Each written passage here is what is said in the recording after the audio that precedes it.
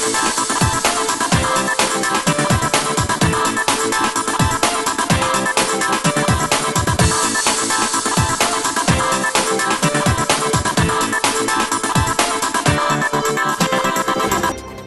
की सरकार में कुछ ना कुछ नया होते आ रहा है। पिछले हफ्ते भी हमने बात की थी कि किस तरीके से तीरथ सिंह रावत की गद्दी अब खतरे में है। एक तरफ उन्हें जल्द से जल्द विधायक के लिए चुनाव लड़ना था, लेकिन एक और नई नियमावली के अनुसार वो अभी चुनाव भी नहीं लड़ सकते हैं। तो कहीं ना कहीं 2 या 3 महीने बाद अगर कुछ और निष्कर्ष नहीं निकलता तो शायद तीरथ सिंह रावत को अपनी सीट छोड़नी पड़ेगी और बीजेपी का जो अगला मुद्दा इसमें हो सकता है वो या तो किसी और को सीएम की कुर्सी पर बिठाएंगे या फिर हो सकता है राष्ट्रपति शासन न लागू हो जाए। नमस्कार दोस्तों, लोकार्पण के संडे खास के इस एपिसोड में मैं त्रिभुवन चौहान आप सब लोगों का स्वागत करता हूं। पिछले हफ्ते की तरह ही इस हफ्ते भी हम लोग बात करेंगे कि किस तरह से उत्तराखंड की राजनीतिक पटल जो 2022 के चुनावों के लिए लोगों की गहमा गहमी शुरू हो गई है। आज हम बात करेंगे कि कौन कौन से दल या फिर कौन कौन से प्रत्याशी एक और सीट पर हम बात करने वाले हैं, वो होगी रुद्रप्रयाग विधानसभा सीट। ध्यान होगा पिछली बारी हमने केदारनाथ घाटी विधानसभा सीट के बारे में भी बात की थी, जहां पे सीट 1 थी और 12 उम्मीदवार। यहां पर भी रुद्रप्रयाग सीट ये एक छोटी सीट है, लेकिन यहां पर भी उम्मीदवारी बहुत बढ़ चढ़कर है दोस्तों। देखिए अभी के हिसाब से देखें, पिछली बार के चुने हुए विधायक भरत सिंह चौधरी का बोलबाला काफी हद तक अच्छा है पूरे जिले में और काफ़ी हद तक उनकी विधानसभा के अंतर्गत उन्होंने काम भी बहुत सारे किए हैं। तो जहां तक भी हमने अब ये प्राथमिक रिपोर्ट ली है, उनका काम उनका कार्य बोल रहा है और शायद बातें करते करते वो कहीं ना कहीं सीट के काफ़ी नज़दीक भी लग रहे हैं, तो उनका दावा पक्का है। इसके साथ साथ आपको बता दें कि पिछली बारी भी लक्ष्मी राणा भी थी, तो जिनसे काफ़ी टक्कर की उन्होंने फाइट की थी, लेकिन अनफॉर्चुनेटली वो जीत नहीं पाई। तो लक्ष्मी राणा एक नाम है और यहाँ पर हमारे भरत सिंह चौधरी एक नाम है। एक नाम इस बारी एक युवा का जुड़ा है जो काफ़ी समय से सोशली बहुत एक्टिव रहते हैं और इस बारी उन्होंने यूकेटी का दामन थामा है।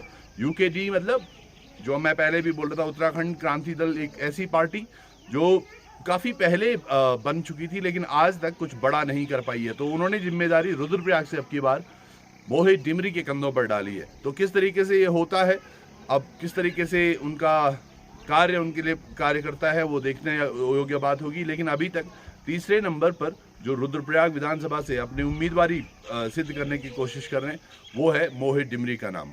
एक नाम विजय चमोला जी का भी है और साथ के साथ वीरेंद्र बिष्ट। तो ये कहीं ना कहीं थोड़ा पार्टियों से तो अपना संबंध रखते हैं, लेकिन मुश्किल लगता है कि इनको पार्टी से टिकट मिलेगी। तो क्या ये निर्दलीय लड़ेंगे, ये भी एक सोचने योग्य बात होगी। कि और जहां तक हम निर्दलीय उम्मीदवारों की बात करें रुद्रप्रयाग विधानसभा सीट से, कंडारी अर्जुन गहरवार जी और 1-2 नाम और हैं जिनके बारे में हम अभी चर्चा करेंगे। तो काफ़ी ये नाम, तकरीबन 7 से 8 नाम तो मैं अभी तक ले चुका हूँ आपके सामने, जो कि इस उम्मीदवारी के लिए रुद्रप्रयाग सीट से भी कायम होने की कोशिश करेंगे और काबिज होने की कोशिश करेंगे उस विधायक की सीट पर, जिस पर ये भी एक बहुत छोटा सा विधानसभा सीट है। रुद्रप्रयाग में दरअसल आप जानते होंगे केवल 2 ही सीटें हैं, एक रुद्रप्रयाग की है और एक केदार घाटी की।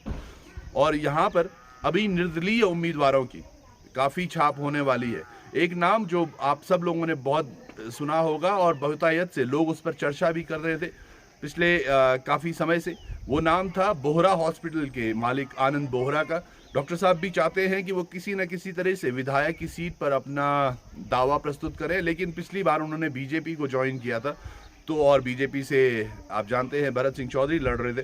तो क्या ये सीट के लिए उनको उम्मीदवारी मिलेगी, ये कहना अभी मुश्किल होगा, लेकिन ये समय जो ही आगे बढ़ता जाता है तो समय की गर्भ से ये चीज़ें निकलेंगी। और एक नाम और है प्रदीप थपलियाल का। अब वो देखना होगा प्रदीप थपलियाल क्या फिर उम्मीदवारी अपनी निर्दलीय लड़ते हैं या नहीं। पर ये सारे नाम जो मैंने आपको अभी बताए, तो ये एक कटाक्ष है। उसके अलावा हो सकता है कि कुछ और भी नाम जुड़े, लेकिन देखने योग्य बात होगी कि रुद्रप्रयाग एक छोटी सी विधानसभा सीट पर इतनी सारी उम्मीदवारियाँ और किस तरह से चीज़ें होती हैं। हम हफ्ते दर हफ्ते आपको अलग अलग सीटों के बारे में, कौन कौन से लोग वहाँ से कौन कौन से प्रत्याशी जुड़ने वाले हैं, उनके बारे में बताते रहेंगे। उत्तराखंड के एक सुंदर से गांव में मैं अभी हूं और यहीं से आज का प्रोग्राम हम टेलीकास्ट भी कर रहे हैं। और मैं चाहूँगा आप जो ये ब्यूटी देख रहे हैं इसके साथ साथ ही आप देखिएगा कि चौखंबा किस तरह से लगता है। इस सामने का नज़ारा आप देखिएगा, बहुत सुंदर जंगल है और इसके साथ ही सामने भी दर्शनार्थ बहुत अच्छा है। और बिल्कुल यहाँ आप देखिएगा तो यहाँ केदारनाथ जी का वास है और चौखंबा सामने घाटी पर। तो जुड़े रहिएगा लोकार्पण के साथ। यूं ही अगले संडे हम फिर आपसे मिलेंगे और कुछ और बात करेंगे एक नई विधानसभा को लेकर। तब तक के लिए जुड़े रहिएगा। नमस्कार।